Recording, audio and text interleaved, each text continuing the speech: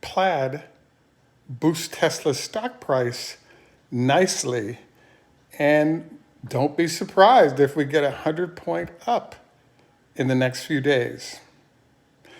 This is Greg for Teslafaninsight. Thanks once again for joining us. If this is your first time, welcome. If you're a repeat visitor, welcome back. We also want to thank our Patreon supporters. If you enjoy the show, please take time to like and subscribe. So we're kind of an interesting zone right now where I'm sort of executing a move to Florida to be near family. And if anything can go wrong, it has. But we're blessed to have a show and folks like yourself that are part of our community, and we're greatly appreciative of that. If you enjoy our show, we actually have a lot of information, including days before they show up shows that might be helpful in your trading and investing. And we wanted to encourage you to join us on Patreon to get the increased information that I think will make a big difference in how profitable you are on Tesla. So let's move on to the everything could go wrong, but we're still trying show today. There's a famous number that I enjoy repeating for all of my viewers, and that is, and I love it because I love being in business and understanding business better, and that is, anytime you walk on a plane, notice the number of seats that you see there. The front of the airplane, or first class, represents 5% of the seats for a plane, but 30% of the revenue and profit of those companies. So this is very important to note in the case of what's going on right now, because according to one of the folks that I've read about, you can no longer order a Plaid Plus, which suggests that the production run that they're going to have for that vehicle is now complete. And that is big, because if all those vehicles, call it 5 to 10,000 vehicles, are accounted for, all that $200K per car revenue is now going to be coming in, and it's going to boost Tesla's car count. But more importantly, what they make on that Plaid is probably triple what they make on a Model 3 or a Model Y. So this is why I believe Tesla stock price is up today. And by the third day of the process, which comes tomorrow, I believe we're going to see a nice push into above 600 territory, heading north of that as we enter the announcement coming on June 3rd. So I would say that if you're a Tesla fan, if you enjoy owning the stock, etc., I hate to say this because the market may slap me in the face, but I really think it's a great time to buy calls, buy and hold your stock, etc. And the main reason is that it's my belief what's going to happen is that Plaid in the Model S and X is going to represent something like 5 or 10% of the cars that are out there. But as I said before, possibly 30% of revenue and profit. And if it really goes down like I've described, I think it's awesome, exciting. Now, a really good question, but I have to say it sounds kind of dumb question is, now wait a second. There's already been Model S's, there's the P100, it's a fast car, etc. What's the big deal with this? Well, one of the groups of vehicle owners that I've always enjoyed watching is people at the super high end that want a unique experience. So what Elon targeted here was having the fastest production car anywhere in the world.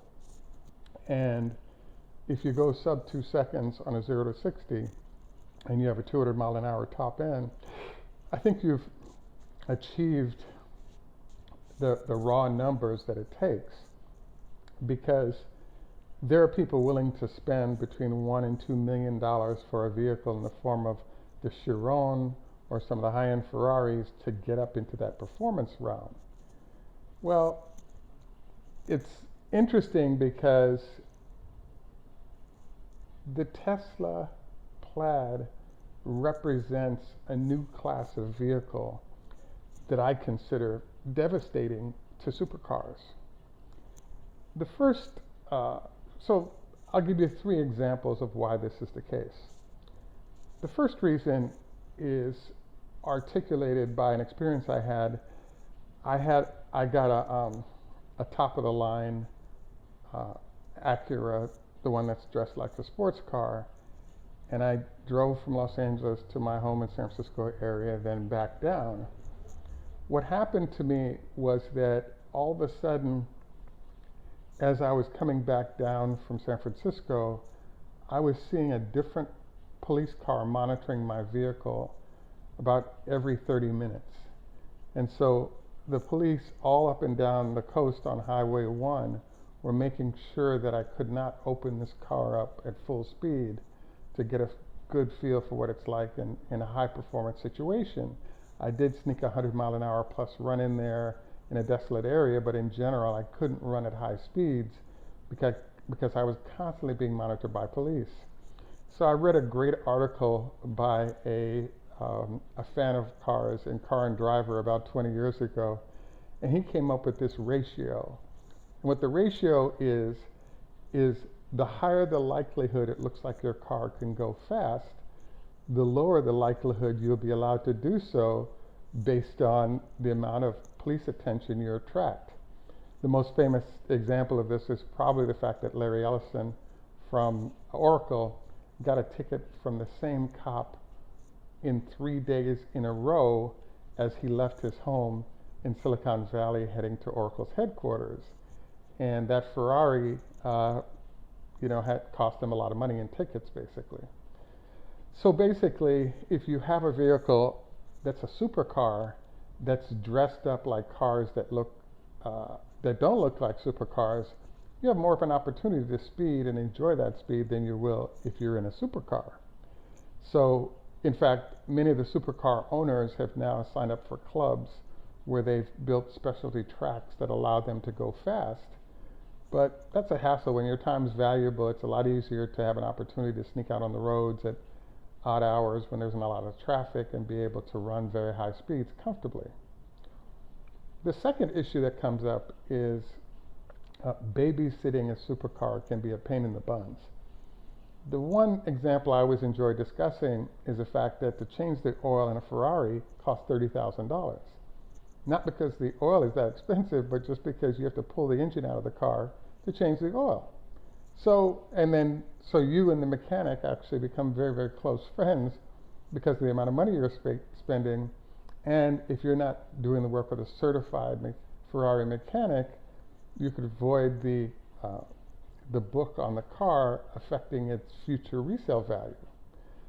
So that's the second reason why I think the Plaid Plus and Plaid are going to be huge cars for Tesla. The third reason for and we could make it 10 or 20 if we wanted to, that this vehicle is powerful, huge, is, now wait a second, I just spent $1 million for, call it, a McLaren, a Chiron, a Ferrari, and you're telling me that somebody's going to roll up on me in a Tesla Plaid and blow my doors off. And it only cost them $200,000 to rip my car to shreds. So this presents a very interesting question mark. And frankly, if you're one of the people who are getting the Plaid early, I think that car is going to be worth at least $100,000 more if you're in that first couple of months group, because there are a lot of high-end car owners who love their cars, but they can't drive them very fast, and they don't mind sticking them in the garage and admire looking at them while driving a Tesla that they can blow the doors off of their other cars with. So we haven't got to mention insurance. We even have to mention the fact that you always have to go to specialty mechanics for those vehicles, where in this case, because Tesla has so few moving parts, you can pull into your local Tesla dealer and get it handled, or have them send service to you and have it handled. So basically, we have a supercar situation where all of your costs are lower, your performance is as good, and if not better. Your only drawback, it doesn't look as cool, but there's also one secret weapon that you might want to think about on the Plaid and what's going to happen with this car, and that is old age. There's a famous story right now of a guy named Tommy Hilfiger, who you may know, and Tommy had a really nice Ferrari, high-end, certified, etc., and he had to give up his Ferrari in his 70s because he could no longer get in the car because it was so low. So what this discusses is the fact that most of the supercars are really just race cars that have been trimmed to allow them to be street legal. And that includes extremely low in order to minimize how much air hits the car, etc. Now, this portion of the secret weapon of the Plaid and the Model X, that there's going to be a Plaid version of that as well, is that if you're above 50 years old and you don't want to lay down on the ground anytime you get in your car, being able to open the door and get in a body configuration that is normal, comfortable, and in some cases, I have to tell you, if you do get the Plaid, make sure you get the air suspension add-on, because I like how it works better than the X, but basically the car will actually elevate as you approach it to optimize your ability to get in it and then drive off in it. And that, I think, is awesome, because you can choose how high the car sits, get in, and once you sit, it now drops down into the racing position or optimized high-speed position afterwards. It's going to cost you some weight to do this, so therefore you might lose, 0.1 of a second, but it's completely worth it because you can still drive your car into your 80s because the car will actually configure itself to your optimization of entry and exit. So I'd have to say that right now it's sort of exciting because one of our viewers had said, hey, I hate to sell my Tesla shares because all of a sudden Elon's going to pull something off that's really interesting and exciting and boost overall values, and therefore I might miss out on that if I sold out as the stock was falling. Frankly, the only fly in the ointment right now, I'd say, is that we're seeing the whole Bitcoin come apart problem, and if Elon doesn't want to sell, the profit and revenue offset against what Plaid does could screw up the nice pump in the stock price that we should be getting. But hopefully, fingers crossed, whole situation will calm down and we can move forward in an effective way with a happy company, happy stock, happy Elon, etc. The answer is we don't know what's going to happen, but we're optimistic. So I would say congratulations to the folks at Tesla on this. I have a little bit of access to some folks at Tesla's facilities, and I have a show coming up that I want to encourage you not to watch. Why? Because we went to the factory and took all these videos and photos, and we've been trying to tie them to different shows that were appropriate, but I really want to just present all of our factory images so you guys can see what's going on and make your own conclusions. It's not super sexy because it didn't grab something really, really different, but it is fun to move around the outside of the factory and see the sights of what's going on, etc. But I can't promise that it's going to be earth-shattering, etc., but interesting because it allows you to put the puzzles together of how Tesla operates and interesting things that are happening. So again, from what our factory source is telling us, on a monthly basis for the next 6 months or so, Tesla's going to make a new announcement on a monthly basis that's going to shock the world and be majorly impactful to Tesla in terms of anticipatory thinking that's going on. I wanted to sneak a final comment in here because I don't think I'll be able to get a whole show on this in, but there's something very interesting happening with Tesla right now and what are called level 2 and level 3 chargers. The level 3 chargers are starting to be rolled out in China, but consumers are telling the companies that not only do they want to have charging ability when they move around, but they want very high-speed charging because they want to minimize the time that they spend charging. And Tesla is obviously dominating this space. And we now have consumers that have now started returning electric vehicles simply because range anxiety and the time that it takes to charge a car is just too much. So I'm intrigued because, Tesla's leading the pack on charging solution, and we're thrilled to see them do it. And don't be surprised if the predicted demise of Tesla that should be happening doesn't really occur, because the early adopter consumers are enjoying their vehicles from Porsche or other entities. But as we start to grow the population of people buying, particularly if they're wealthy folks, they're accustomed to paying a lot of money for an excellent solution rather than something that's not quite baked yet, which I think is the case for large competitors that don't have large charging networks to support different tiers of charging, so that consumers don't have to worry about range anxiety, particularly when they're on the road.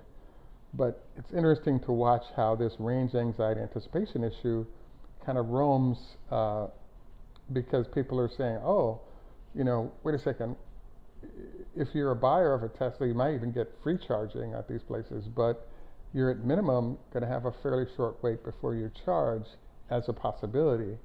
And people, even if they're not using these charging facilities, it's influential on their buying decision about whether or not the value of going with Tesla or another manufacturer makes sense, and therefore Tesla's getting the win on these sales.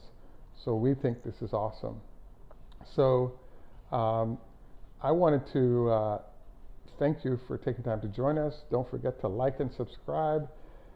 And our Patreon zone, we do have a few SpaceX shares if that's of interest as well.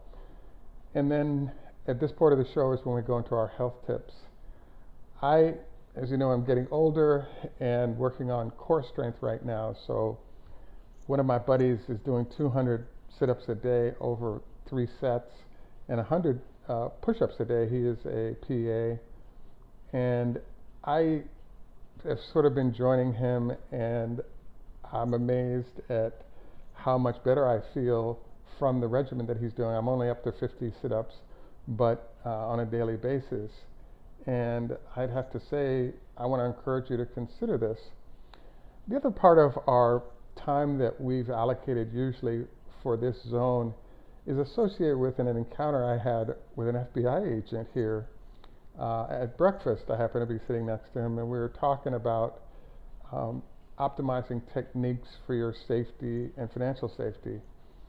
One FBI agent did a show where he mentioned that it's highly recommended that you use a credit card to pay for everything you're paying for, and then send a payment from your bank to the credit card whenever the payments need to be made. The idea behind the whole thing is that you avoid your bank being exposed to hackers by using that bank card when you pay for stuff. So I just think this is an interesting idea that was corroborated by a second agent and highly recommended as a way to protect headaches from money taken out of your bank account. Use your Discover card, use your whatever the brand may be. I happen to have a Discover and a Capital One Visa, but I highly recommend you consider this. 2 other things he mentioned were, like when we were sitting at the restaurant, he made sure he chose a seat that was door visible in case something rolls in the door that you need to be aware of or take care of. And then the third idea that he shared was that